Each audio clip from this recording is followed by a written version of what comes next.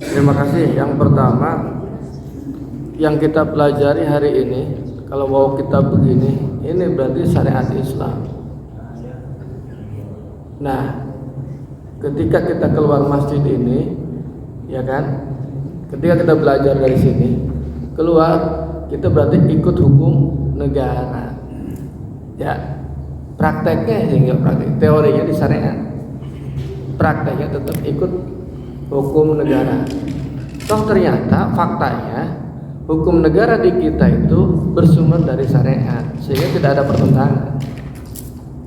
Satu itu ya, di garis bawah ini, sehingga tidak ada pertentangan. Kalau ada perbedaan bukan pertentangan, beda tapi bukan pertentangan. Antara sah pernikahan dengan dicatat pernikahan kan beda. Tetapi di dalam undang-undang pun pernikahan yang sah adalah pernikahan yang dilaksanakan menurut syariat Islam. Di undang-undang perkawinan, pernikahan yang sah adalah pernikahan yang dilakukan menurut syariat, berdasarkan syariat Islam. Ya, ini undang-undang yang itu yang Islam ya. Atau menurut agama yang dianutnya. Menurut agama yang dianutnya. Kalau nggak salah begitu. Jadi tidak usah dipertentangkan atau dibenturkan, sama. Yang kedua, apakah seorang istri diwajibkan harus ada izin apakah seorang suami menikah lagi itu harus ada izin istri? Betul kan? Ya. Sebenarnya itu di dalam peraturan kita memang itu disyaratkan. Untuk apa sebetulnya? Dilihat begini, Pak. Jadi melihatnya besar. Ini kan kita ada keluarga. Keluarga itu suami istri. Paling minimal suami istri. Kemudian nambah lagi anak. Keluarga nih. Ketika kita mau menambah jumlah keluarga, toh harus ada persetujuan bareng-bareng ini. Kan kita ada nambah. Ya, ada yang muda nih. Ya. Berarti kita punya lagi jumlah keluarga. Yang konsekuensinya akan yang tadinya seminggu di sini di suami di istri akan menjadi bergilir dengan istri yang muda dong. Nah, ketika haknya 7 hari ini, seminggu 7 hari ini terambil oleh yang muda, maka harus dapat keriduan ini dong. Nah, itulah maksudnya supaya apa? Supaya pernikahan ini menjadi sakinah. Walaupun berpoligami tetap ada sakinah. Jadi kalau misalkan nikah berarti kan suami zalim, harusnya dia nemeni istrinya tapi dia nemeni istri baru. Itu dari sisi itu saja. Sehingga akan tercapai kalau misalkan ada kerelaan dari si istri tua akan tercapai sakinah. Itu. Betul ya, Pak ya? Sehingga ditetapkanlah peraturan ya harus ada izin istri. Gitu, di depan pengadilan itu. Bukan izin istri sendiri gitu, istri sesuk gitu. Itu harus di muka pengadilan. Ada tanda tangan, ada keputusan hakim. Begitu, Pak. Persetujuan istri itu di muka pengadilan. Terus nanti katilu. Istri. Kalau istri itu menghalang-halangi suami untuk berpoligami, sebetulnya bukan menghalang-halangi, tapi dia mendukung, Pak. Mendukung apa? Mendukung kesuksesan suami. Benar. Coba tanyakan ke ibu-ibu. Ibu-ibu kalau suaminya mau nyandung, poligami, diizinin nggak, Bu? Izinin gua, Bu? Jujur. Enggak. Sekarang pertanyaan berikutnya, kenapa enggak diizinkan? Ya, kenapa enggak diizinkan? Yang dibagi. Karena kalau misalkan terus ke suami ke sono, pasti rajin pinter ngebohong. Kalau udah pandai ngebohong terus bohong dengan bohong, lah terus numpuk dosa, Pak. Berarti pencegahan istri terhadap suaminya yang mau poligami bagus nggak itu? Mencegah kebohongan. Ya soalnya ibu-ibu ya. Jadi itu ngalang-ngalangin itu sebetulnya. Jadi gini, dia ingin suaminya itu kan begini. Selalu ada kata-kata bijak yang selalu didengar. Di balik suksesnya suami ada peran istri yang kuat. Tetapi kalau istrinya banyak semakin sukses enggak? Belum tentu. Nu aya ge loba mah hancur. Si istri itu dia pengen ngelihat karyanya itu di dalam diri suami.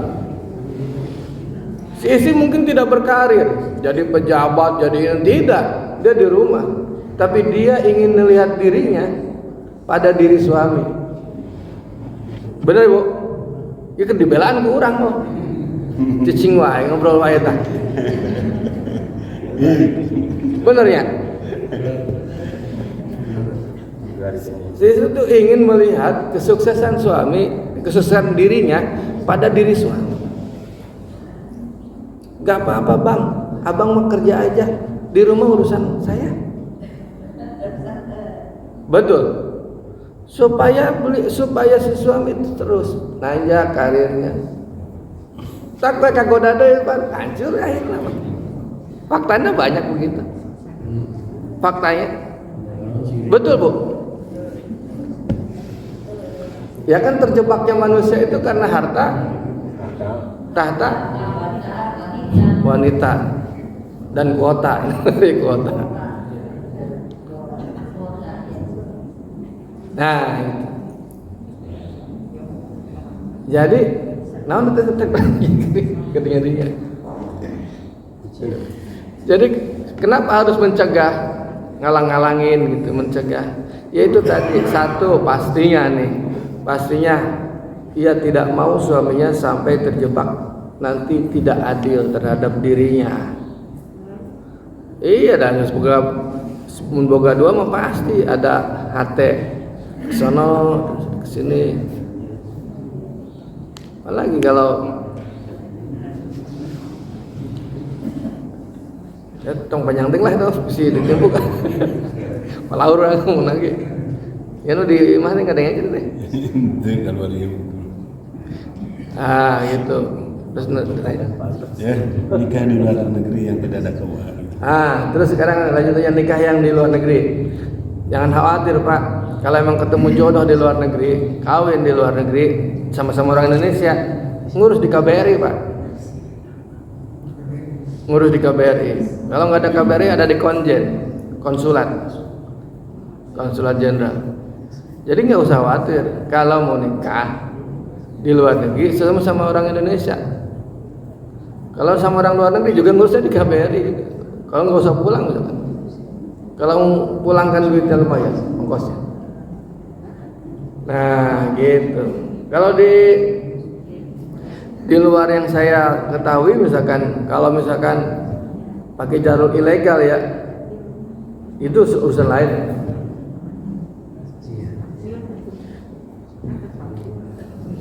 Di Kemenak itu sering atau beberapa kali orang ngerampok KUA, maling di KUA. Maling di kantor KUA, yang hilang itu apa? Buku nikah. Betul ya Pak Haji Ngkos? Ya. Itu kadang yang hilang itu buku nikah. Ya barang laptop lah, kadang-kadang laptop, buku nikah. Saya belum lama kehilangan itu di Bekasi itu. Yang hilang itu buku nikah. Pertanyaan berikutnya itu buku nikah kosongan. Kok hilang? Buat apa? Itu dijual oleh mafia-mafia itu. Ada penadahnya. Dulu kita juga pernah beberapa kali kehilangan ya. Ada yang maling. Itu buku nikah kosongan itu. Padahal itu disimpannya. Tanya kepala gua tuh rapi tuh di berangkas yang pakai itu kode. anggar we dicongkel. Itu dijual. Nah, itu kalau yang begitu itu ilegal, Pak. Buku nikahnya asli tapi ilegal. Itu ada itu. Nah, saya kembali lagi. Jadi kalau TKI, TKW menikah di luar negeri, asal syarat dan rukunnya mencukupi, maka dicatatkan di KBRI. Iya, gitu. Jadi kalau mau nikah di sana nggak apa-apa. Saya kira itu ya, Pak Haji. Ada yang ketinggal? Ada satu lagi. Apa? Istri menggugat suaminya setelah tahu suaminya berpoligami. Istri menggugat suami, awalnya dia mengizinkan berpoligami, nggak taunya ternyata sudah jalan kok jadi begini. Akhirnya istri menggugat suami untuk apa? Membatalkan pernikahan istri muda. Bukan dianya, bukan yang cerai, bukan. Oh, jadi begitu. Ya, dia udah paham. Nah, itu dijawabnya harus sama hakim nih, Kiai. Saya ada power soalnya. Begini Pak Ustaz, jadi kalau gugatan ini kan ini gugatan secara tidak langsung ya, kan biasanya langsung oleh suami atau istri. Nah, karena mendapatkan ketidakadilan, melakukan gugatan, apakah dilayangkan pengadilan negeri atau pengadilan agama. Nah, kemudian kalau misalnya melakukan gugatan, bukti-bukti atau syarat apa yang harus dipenuhi agar gugatan bisa diproses. Terima kasih. Ya, nanti Kiai yang jawab. Mangga, Kiai. Assalamualaikum warahmatullahi wabarakatuh. Waalaikumsalam warahmatullahi wabarakatuh. Kalau seseorang nikah di KUA berarti muslim ya. Itu cerainya di pengadilan agama, Pak. Kalau selain muslim, non muslim itu cerainya di pengadilan negeri. Jadi yang pengagaman khusus orang-orang Islam. Sekarang boleh nggak seorang istri dulu awalnya dia mengizinkan suaminya menikah, setelah nikah ternyata dia tidak adil, boleh nggak dia mengajukan cerai? Seorang istri yang mengajukan cerai harus ada alasan, Pak. Di antaranya suami tidak memberikan nafkah, itu dia bisa mengajukan cerai. Tapi kalau dia mengatakan suaminya tidak adil, tidak ada alasan, Pak, kecuali dengan tidak adilnya itu sering cekcok. Nah, itu bisa. Kan dia mengatakan nggak adil, udah pasti kan sering cekcok. Makan nggak dikasih, nggak dimasakin, umpama gitu. Kemudian dia mengajak tidur juga nggak mau. Itu udah nusuk. Sering cekcok. Nah, cekcok ini tidak hanya kedengaran, Pak, ribut berat-berat. Di dalam hati itu bisa cekcok. Diem aja nggak ngomong, nggak ngelayanin suami, itu juga cekcok.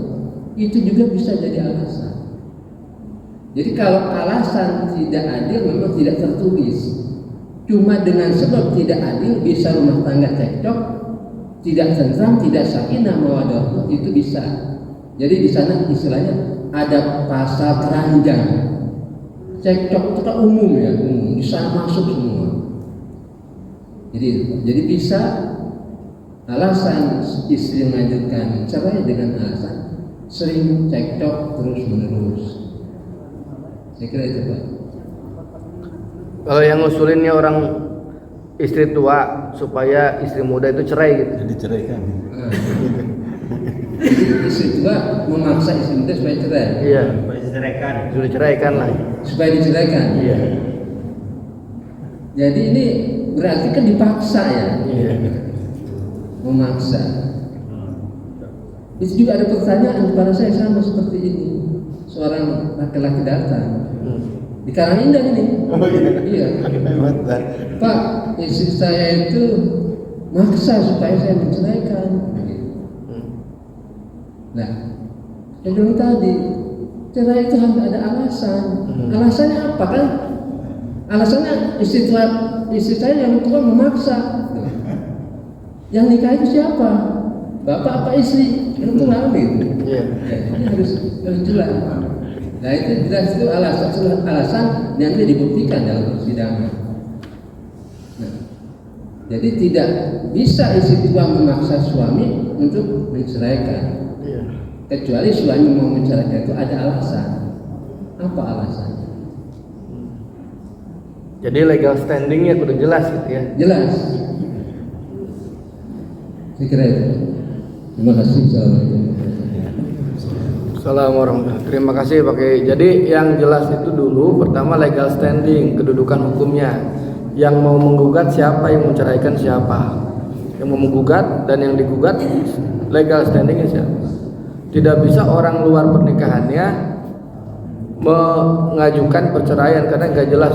Misalkan istri muda, istri tua suruh menceraikan suaminya menceraikan istri muda, kedudukan hukumnya dengan pernikahan yang ini nggak ada, kecuali misalkan apa gitu tadi, kecuali si suami yang itu kan, yang menceraikan langsung.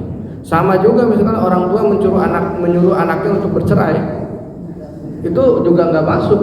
Ya, orang tua menyuruh anaknya untuk bercerai, menggugat ke pengadilan nggak bisa. Harus kedudukan hukumnya yang menikah itu siapa. Memang agak repot juga poligami itu ya. Jadi memang kata teman saya itu yang boleh poligami itu 4. Satu itu raja atau penguasa. Bolehlah itu, karena luar biasa. Yang kedua orang kaya, bolehlah orang kaya itu, karena bandanya cukup lah.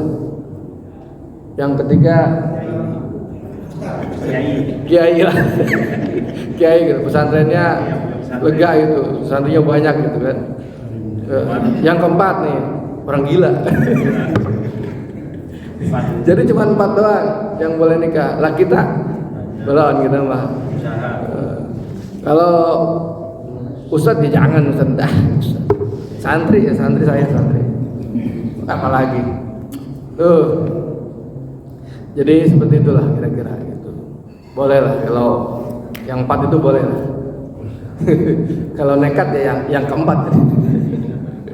Saya kira itu.